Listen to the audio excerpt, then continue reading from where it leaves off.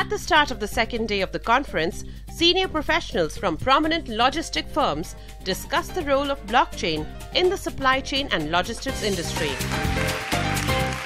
When I work and see from the port, I see a lot of stakeholders across the spectrum and across the countries, across the ocean.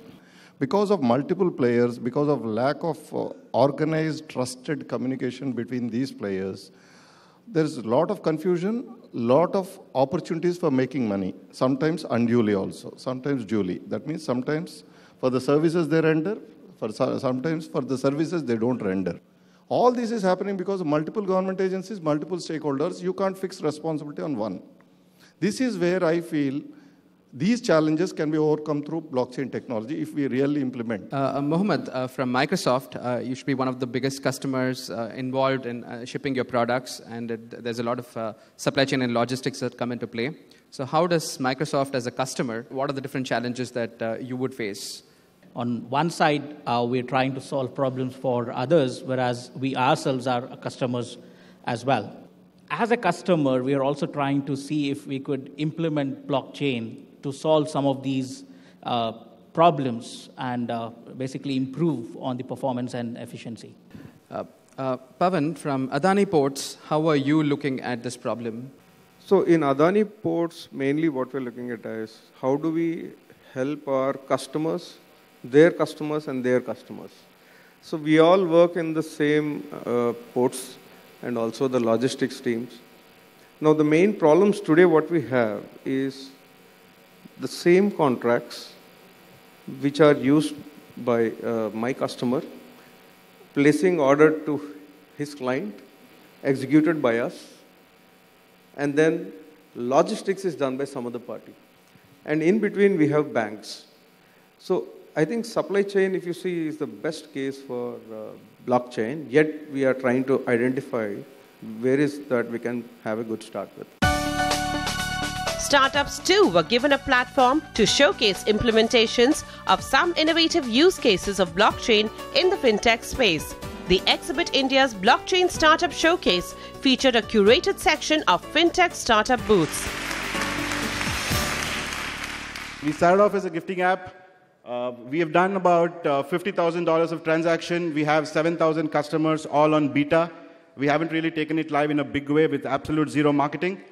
Then we realized that gifting as a category doesn't really exist, because if I talk about a gift, the first thing that comes to your mind is, am I missing someone's birthday or an anniversary? So you always think of an occasion.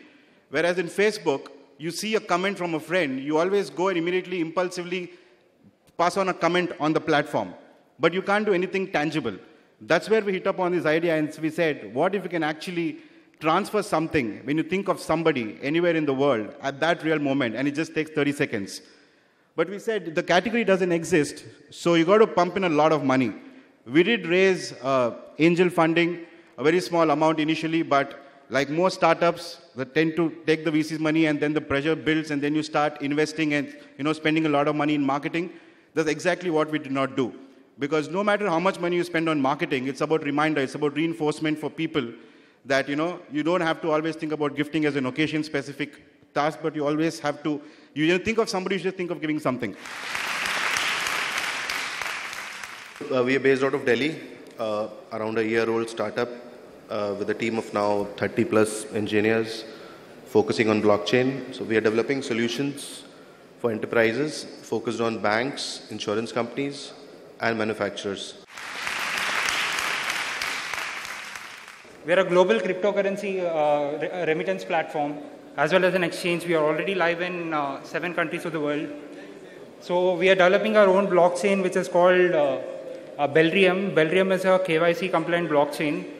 One thing that sets apart Belrium from each of the blockchains is the KYC is inbuilt. So you can particularly identify who this particular user is. So it's just like bringing the best of both worlds. KPMG has been working with the government of Andhra Pradesh and also the corporates for the past 2 months in running these innovation challenges, and it's that moment when the winners have to be acknowledged. So Fockley, you are the winner of the Fullerton India Supply Chain Finance Challenge.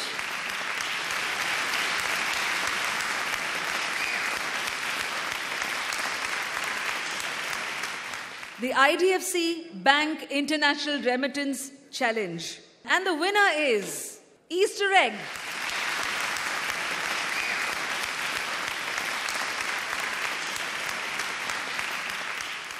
And in the third category, the winner is Belfrix.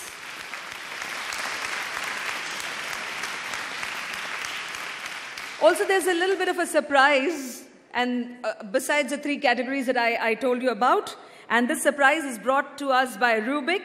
It's a fintech company, and it's all about giving finance technology solutions for individuals and SMEs. Now, what Rubik has done is to collaborate with CNBC TV18, instituting the Fintech Edge Awards 2017, where they honor disruptors. They basically joined hands with the government of Andhra Pradesh in the Fintech initiative. And to celebrate this engagement, Rubik and Andhra Pradesh government are joining hands to give away this award for the outstanding idea in blockchain. And the winner is Easter Egg.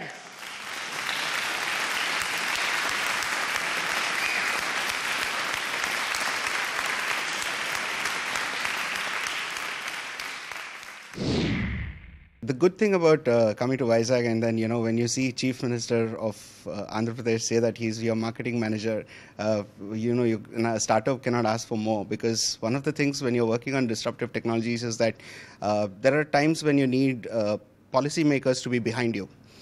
Because policy regulation is something that comes across very strongly when it comes to disruptive technology. So when a chief minister is behind you, that kind of gives you the confidence to go to market. So that was great about this event. And also the banks being here, we had some really good conversations with banks who we could integrate with. They're looking forward to having conversations with us. The winners and runners who participate in this blockchain challenge award, most of them expressed they are willing to start their companies in Fintech Valley, Vizag.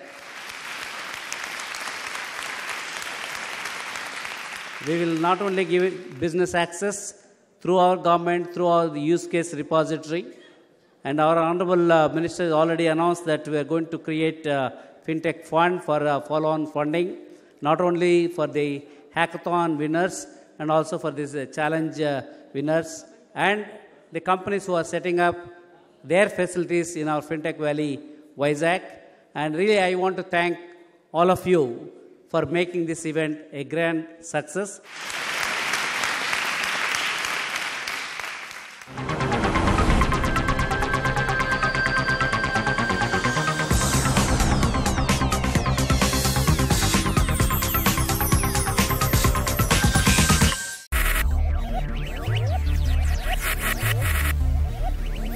Focus, ideate, innovate, enable.